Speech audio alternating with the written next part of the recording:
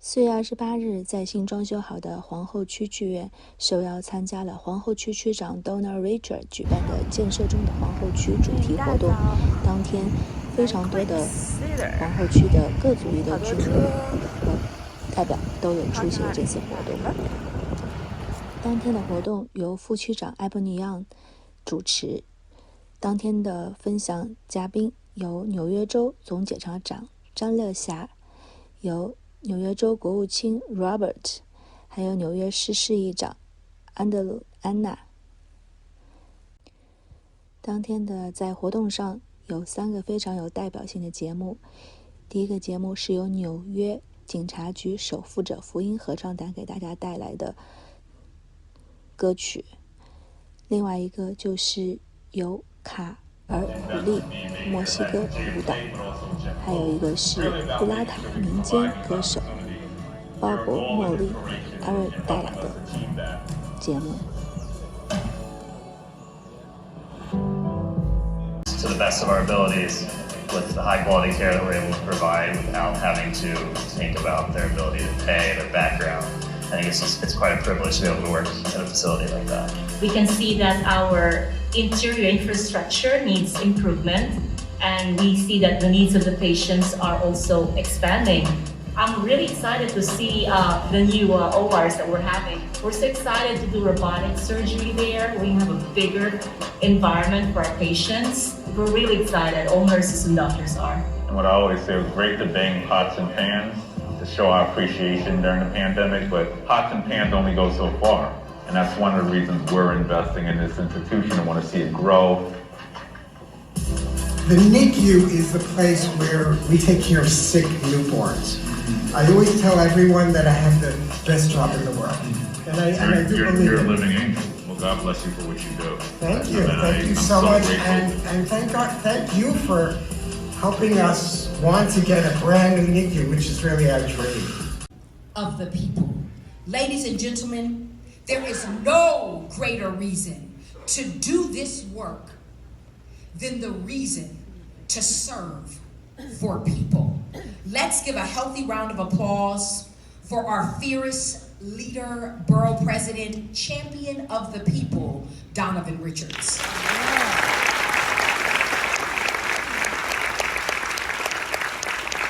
And who it will benefit. And that, my friends, is you. So let's give a warm round of applause to DJ Tams, who set us off on the music. And we'd like to thank the Queen's Theater for hosting us this morning. So, ladies and gentlemen, it is time to present the phenomenal Woman of the Minute. Welcome to the stage, Queen's Theater's Executive Director, Taryn Sacramone.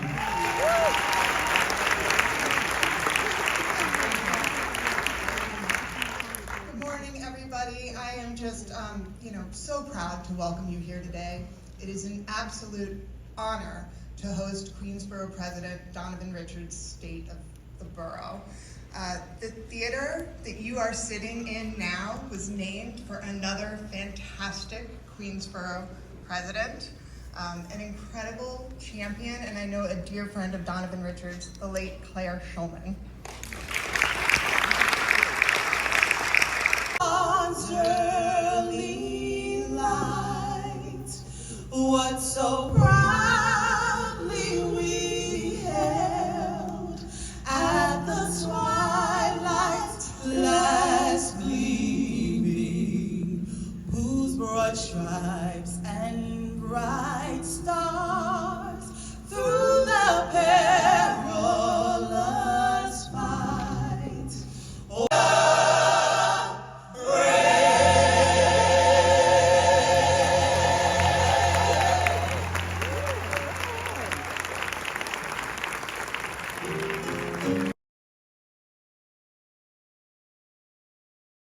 and succeed. Choreography by the Calpulli Dance Company's Executive Director, Juan Castaño. This is an expert from a new production, Manacras, which will premiere right here at the Queen's Theater, write this down, on Memorial Day weekend, May 27th and 28th. Ladies and gentlemen, Calpulli.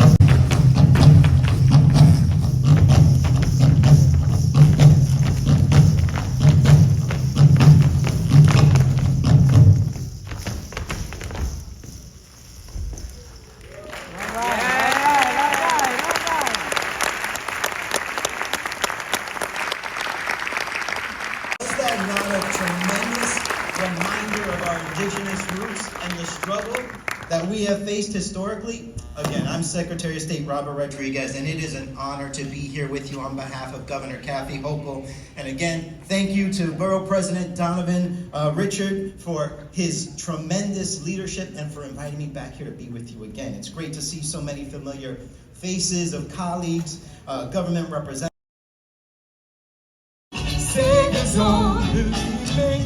One love, one heart, let's get together and feel alright. One love, one heart, give thanks and praise to the Lord, and I will feel alright. Let's get together and feel alright. Give thanks and praise to the Lord, and I will feel alright. Lively up yourself, it's gonna be alright. Let's get together and feel alright. Lively up yourself, it's gonna be alright. Let's get together and feel alright. Lively up yourself. Antonio Reynoso is here this morning. Our Comptroller Brad Lander. And I believe our Bronxboro President Vanessa Gibson may be here as well. I also want to acknowledge Senator Jessica Ramos, Senator Joe Adabo, and Assemblymember Jennifer Rajkumar.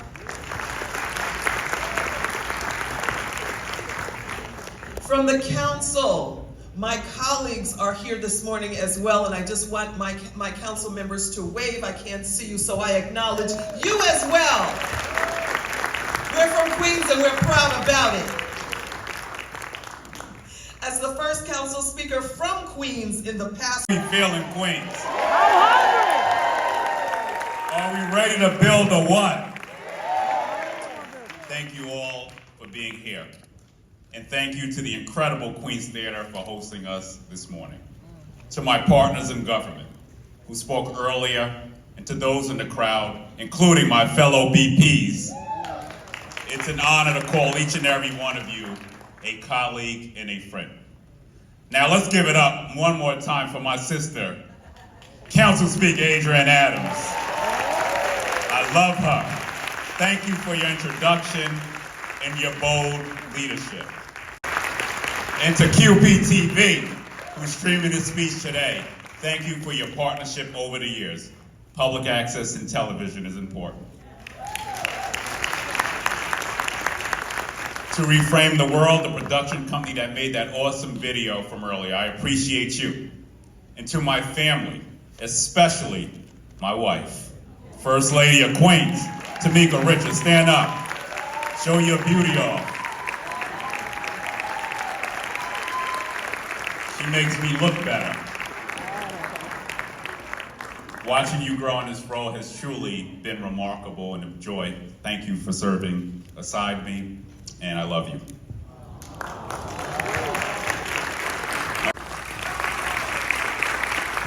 For whom this very theater is named for. But this year, I want to start this speech by lifting up her memory. One way I've done that is by allocating more than $2 million to renovate this room, because anything named after Claire in this county should be as top of the line as she was. For our libraries, another $16 million for our parks, $10 million for our CUNY colleges. You know what the saying, how the saying goes. Queens get the money.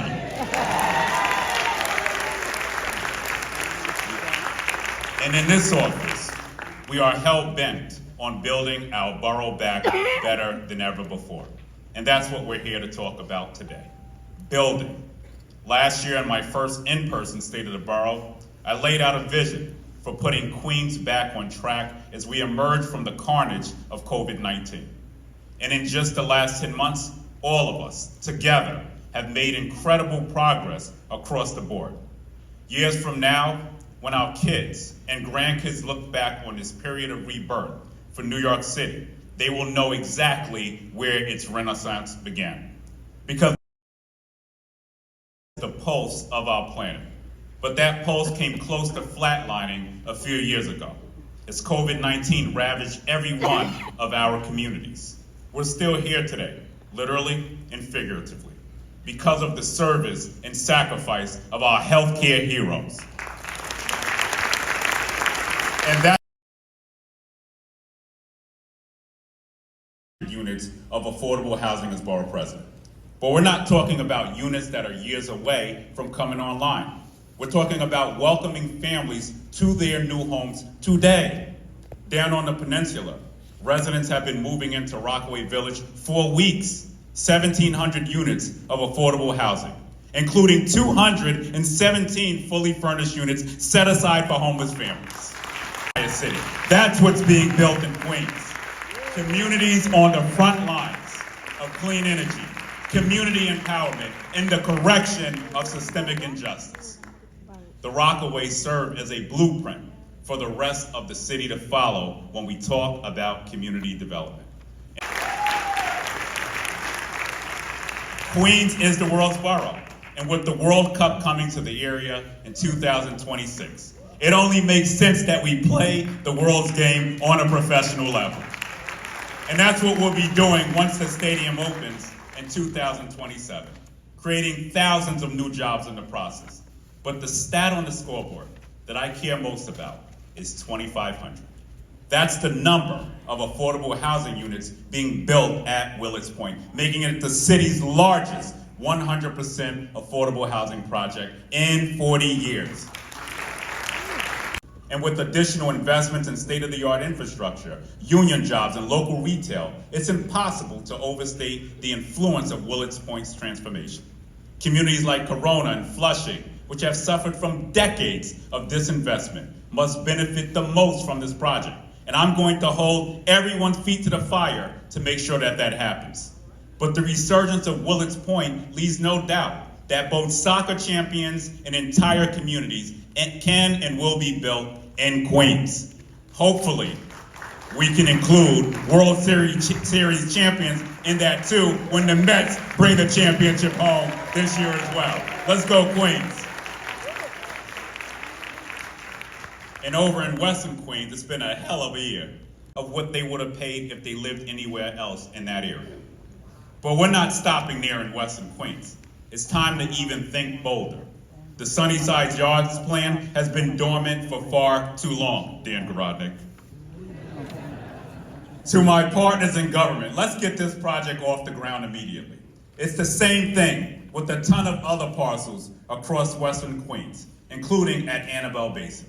There's more than 24 acres of land waiting to be developed in the wake of Amazon's withdrawal, but seemingly no urgency to actually do so. Why? All right, Dan Garodnick, I know you're listening, Department of City Planning.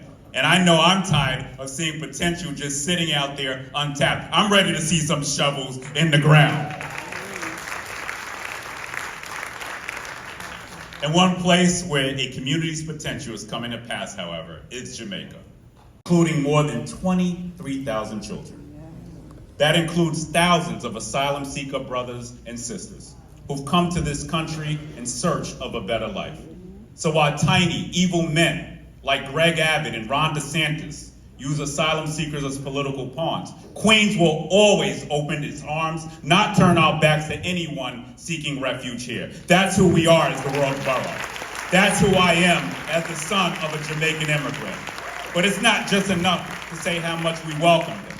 We have to actually show it with our actions, righting this horrific wrong. So let's get to building, not for our profits or our politics, but for our people. Because everyone deserves a fighting chance at a bright future in the world's borough. Good is a brand new $8 billion airport like LaGuardia without effective ways to get to your gate.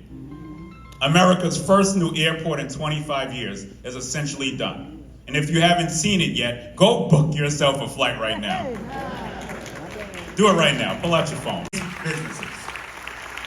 But again, how do people get there? Governor Hochul was right to pull the plug on the air train proposal. But that doesn't mean we should sit on our hands. So let's take a harder look at expanding our ferry network to LaGuardia, which would directly connect thousands of residents from the Bronx, Brooklyn, and Manhattan to their gates. We could even look at bus rapid transit, which will get folks from Jackson Heights to LaGuardia in mere minutes too. Hell, even extending the N-train to the airport is worth another look in the long term. We can't be this innovative when it comes to building an airport, but then fail to innovate in terms of actually getting people there. So let's chat, MTA. You got my number. 347, okay.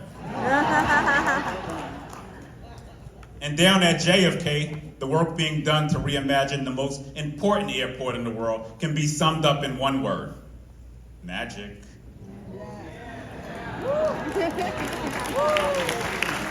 And if anyone knows how to win, it's five-time NBA champ Magic Johnson. And that's why he put his money where his mouth is last September, where we broke ground on a $9.5 billion privately financed new Terminal 1. At that one facility alone, we're talking about 2.4 million square feet, 23 new gates, and state-of-the-art technology. My favorite part, though? Countless local concession opportunities and more than 10,000 jobs, including 6,000 union construction jobs, because you better believe Queens is a union town. $100 million expansion of Terminal 8 last fall. Less than 2 months ago, we broke ground on a $4.2 billion new Terminal 6, where our hometown airline, JetBlue, will be rooted. Stop me if you've heard me say this before. The best part? 4,000 more jobs, including 1,800 union construction jobs.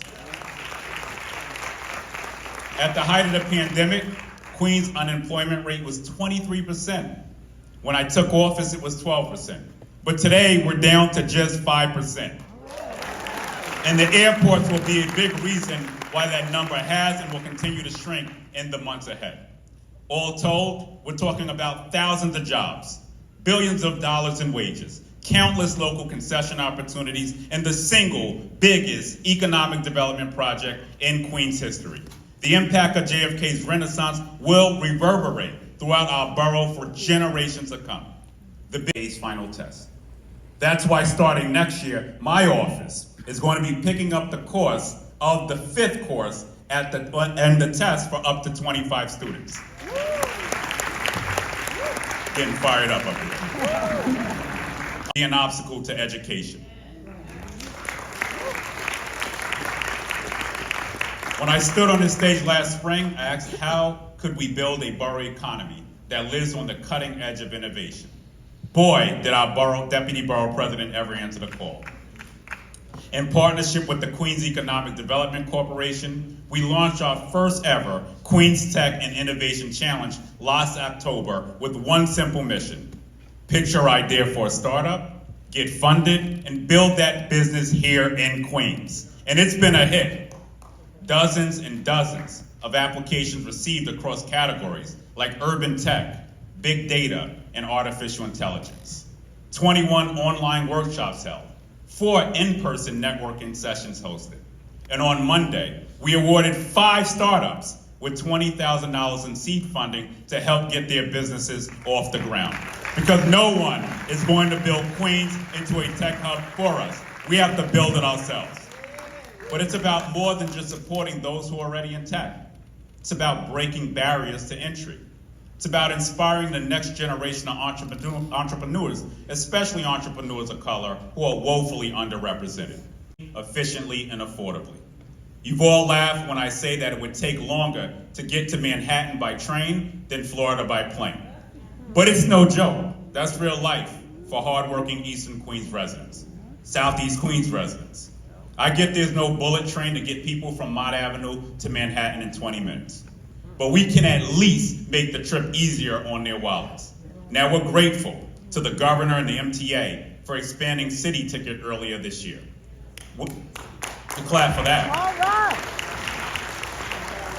right. With that expansion, Queens residents only have to pay $5 to take the Long Island Railroad during off-peak hours. But last time I checked, Far Rockaway is a part of Queens, right? Yes. So why the hell are Far Rockaway residents the only ones being forced to pay $12.50 for a one-way ticket into Manhattan? Get more affordable. Let's get it done, MTA. We need to make our transit system as efficient and innovative as possible too. Enter the Interborough Express, Governor Hochul's proposed rail line between Jackson Heights and Bay Ridge, which I endorsed. And plug your ears, Mark Levine, if you're here. Will make Manhattan completely irrelevant.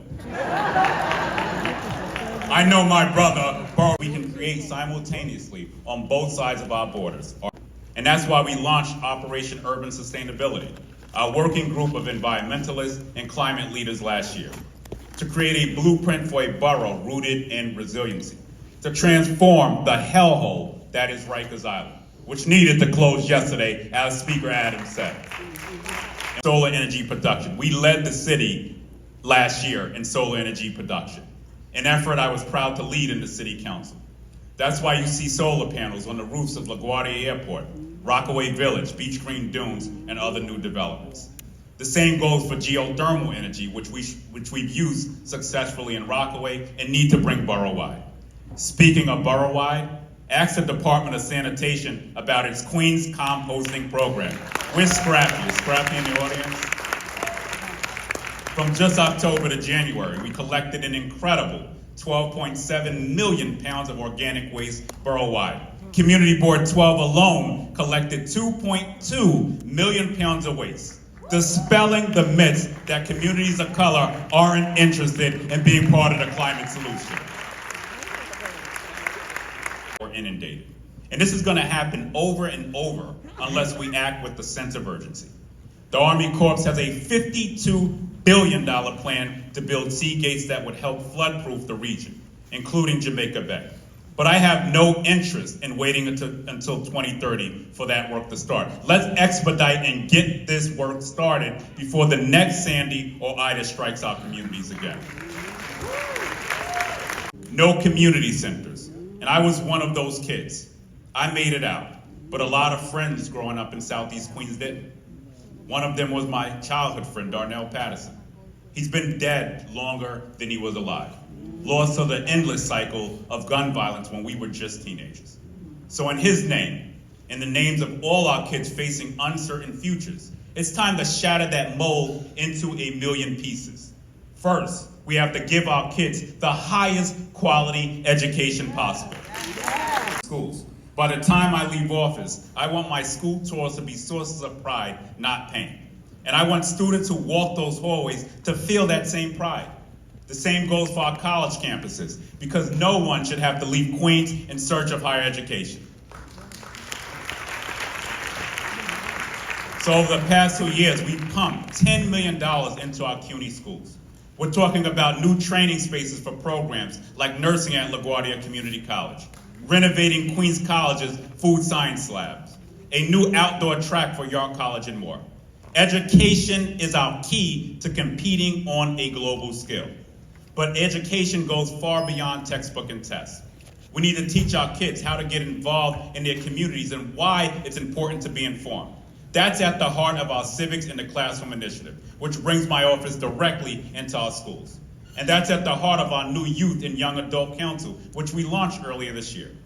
It's not enough to just invest in them during school hours. We have to make sure they're not falling through the cracks once that bell rings at the end of the school day. Less than half of our New York City schools offer free city-funded after-school programs. And coming out of this pandemic, it's never been more important to surround our students with extra time and attention they deserve. So let's give our parents some childcare flexibility. Let's give our kids a fighting chance at a fuller future by keeping them in school and off the streets. And let's do that by finally providing universal free after-school programming for all our young people, enough forcing parents to choose between their children's education and putting food on their table. And Natasha Williams for your partnership in getting this done. Like the $5 million my office has allocated toward the expansion of the Variety Boys and Girls Club in Astoria, run by my brother, Casa Constantinides. Or like the $1.8 million we put toward Make the Roads New Community Center, or the $1 million we put toward Chaya's new building. These sites are more than just places to stay active and stay informed. They're down payments on our future off the ground.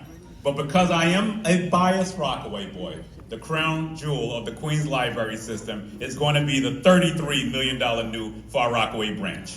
Sorry, I'm biased. I can't wait for all of you to see it when it opens in a few months. Of all the investments we've talked about today, they all fall under one umbrella. They're all direct investments in public safety. Look no further than Far Rockaway for proof. We've been working for years to create new opportunities every time bigotry rears its ugly head. That's it. So let's take our message to the masses. Let's educate our children about the beauty of South Asian culture by finally making Diwali a holiday in our public school system. That needs to be done right away. Let's push back against anti-Semitism by building Queens' first Holocaust memorial at Queensborough Hall, which I'm partnering with the Queens Jewish Community Council to do. We're talking 190 countries and 350 languages strong in Queens. We have the ability to show the whole world it's possible to live in peace. That elusive goal of a society rooted in respect for one another isn't just a fantasy here. It's a reality that's being built right here in Queens. We just need to embrace it, deepen it, and weave it into every fabric of our being. Our diversity is our strength in Queens County. More people of color sit on our boards than ever before. More than half of our new appointees are women. We've even put teenagers on our boards. No excuse for y'all. There's still more work to do. But to all our community board members, chairs, and district managers here today, thank you for what you do. And to our nonprofit leaders and volunteers in the room, thank you for your service to our borough.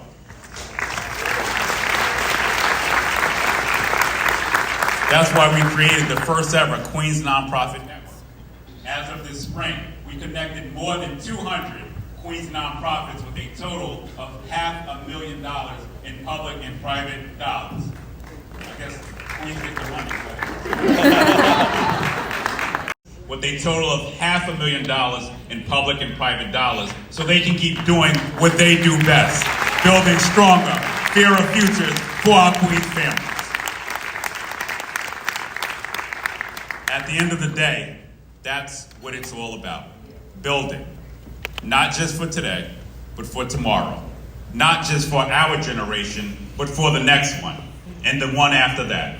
We build to last. And if we do it right, what we build will outlast every one of us. Because that is the true measure of success.